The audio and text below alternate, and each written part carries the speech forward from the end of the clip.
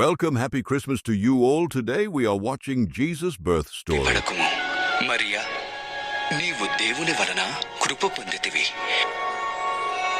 ఇదిగో నీవు గర్భము ధరించి కుమారుని కని ఆయనకు యేసు అను పేరు పెట్టుదువు.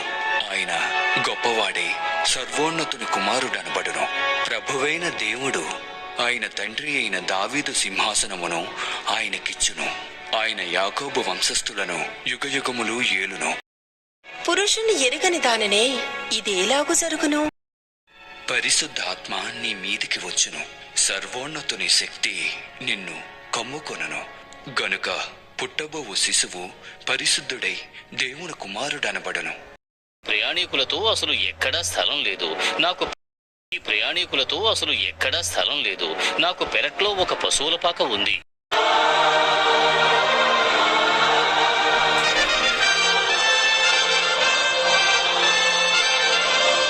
యేసు జన్మించాడు, రండి.